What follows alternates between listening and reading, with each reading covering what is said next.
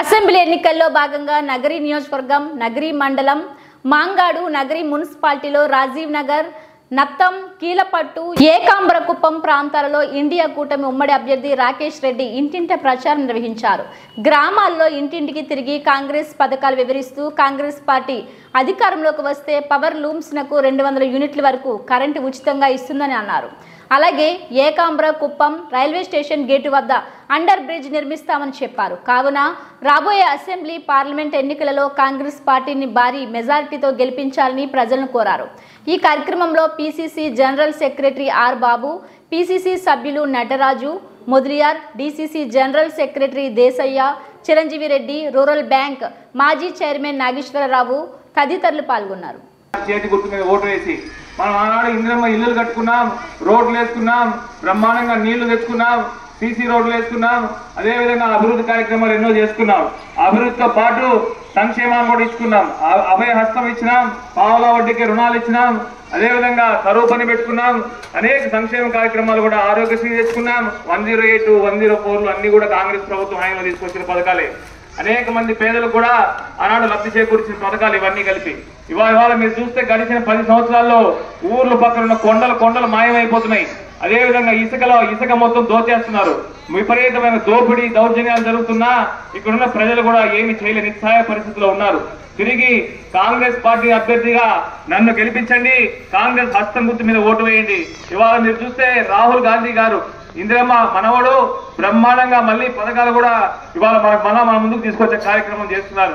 ప్రతి పేద మహిళ ఖాతాలో 8,300 రూపాయలు నెలకు వేస్తామని చెప్పి కూడా ఇందిరమ్మ మనవడు రాహుల్ గాంధీ గారు చెప్పినారు. అంటే సంవత్సరానికి 1,00,000 రూపాయలు, నెలకు 8,333 రూపాయలు కూడా వేస్తామని చెప్పినారు. కరువు పనికి పోతే ఇవాళ ఇస్తున్నటువంటి 100, 150, 200 కాకుండా ప్రతి రోజు కూడా 400 రూపాయలు కరువు పనికి ఇస్తామని చెప్పి కూడా రాహుల్ గాంధీ ఇందిరమ్మ మనవడు చెప్పినారు. అదేవిధంగా మీరు చూస్తే ఇల్లు లేని వాళ్లకు ఇందిరమ్మ ఇల్లు కింద మళ్ళీ 5 లక్షల రూపాయలు ఇందిరమ్మ ఇల్లు ఇస్తామని కూడా చెప్పినారు. రుణమాఫీ ఆనాడు 2004లో మనం రుణమాఫీ చేసినాం, మళ్ళీ 2 లక్షల వరకు కూడా రుణమాఫీ చేసే కార్యక్రమం కూడా చేస్తామని చెప్పినాం. అదేవిధంగా అనేక పథకాలు ఉన్నాయి.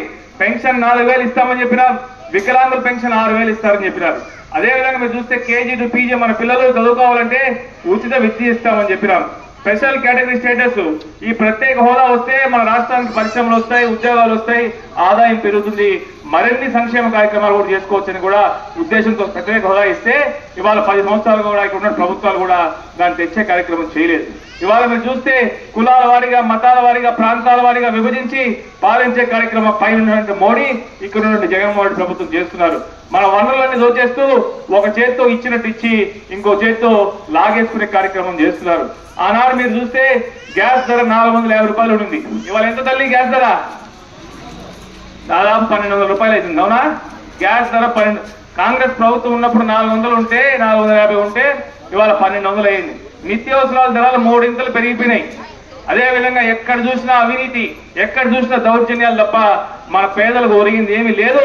పేదలకు జరగాలన్నా, పేదల అభివృద్ధి సంక్షేమం జరగాలన్నా కాంగ్రెస్ ప్రభుత్వమే రావాలి. మళ్ళీ కాంగ్రెస్ ప్రభుత్వం వస్తేనే మరిన్ని ఇల్లులు కానివ్వండి, ఉద్యోగాలు కానివ్వండి, మనకు సంక్షేమ కార్యక్రమాలు కానివ్వండి, ఏమి జరగాలన్నా మళ్ళా ఇందిరమ్మ ప్రభుత్వం, కాంగ్రెస్ ప్రభుత్వం, చేతి గుర్తు ప్రభుత్వం రావాలి. 10 సంవత్సరాలుగా మీరు ఎవరు ఓటు వేయలేదు కాంగ్రెస్ ప్రభుత్వానికి. ఇవాళ మళ్ళీ గుర్తు పెట్టుకోండి, మీరు గడిచిన ఈ 2 ప్రభుత్వాలు కూడా ఈ రాష్ట్రానికి కానీ మన గ్రామానికి కానీ చేసింది లేదు. ఆనాడు ఈ నియోజకవర్గంలో కాంగ్రెస్ ప్రభుత్వ హాయంలో ఎన్నో ఇరిగేషన్ ప్రాజెక్టులు తెచ్చుకున్నాం, కాలువలు దోకున్నాం, నీళ్లు తెచ్చుకున్నాం, అభివృద్ధి సంక్షేమం చేసుకున్నాం. మళ్ళీ అది కొనసాగాలంటే ఈ నియోజకవర్గం నుంచి కాంగ్రెస్ అభ్యర్థిగా నన్ను గెలిపించండి. తిరిగి పాత రోజులు ఇందిరమ్మ రాజ్యాన్ని కూడా నగర నియోజకవర్గంలో, ఆంధ్రప్రదేశ్ రాష్ట్రంలో తీసుకొస్తామని చెప్పి కూడా ఈ సందర్భంగా విజ్ఞప్తి చేసుకుంటున్నాను. ఇక్కడ ఉన్నటువంటి శాసనసభ్యురాలు దోచేసినారు. ఏ అప్పులు కుప్పతో వస్తే ఇవాళ చూస్తే 1000 కోట్లు సంపాదించుకొని డబ్బులతో మీ దగ్గరికి వస్తున్నారు. అందరూ కూడా ఇప్పుడు ఓటుకు ఎంత ఇస్తున్నారు? 3,000, 4,000, 5,000 అంటున్నారు. ఎంత ఇస్తే అంత తీసుకోండి, అది మీ డబ్బే. మీ ఇసుక, మీ మన్ను, మీ క్వారీలు అన్ని సంపాదించిన డబ్బు అది. మన డబ్బు మీరు తీసుకొని ఓటు మాత్రం కాంగ్రెస్ పార్టీకి, హస్తం గుర్తుకి, పేదల పార్టీ కాంగ్రెస్ ప్రభుత్వానికి ఆ హస్తం గుర్తుకు వేసి అఖండ మెజారిటీతో గెలిపించమని చెప్పి కూడా మిమ్మల్ని అందరినీ కోరుకుంటున్నారు, సేవలు చేసుకుంటున్నారు.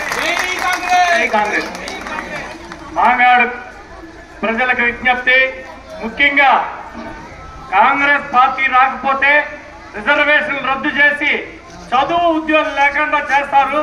కాబట్టి బీజేపీ ప్రభుత్వం ఖచ్చితంగా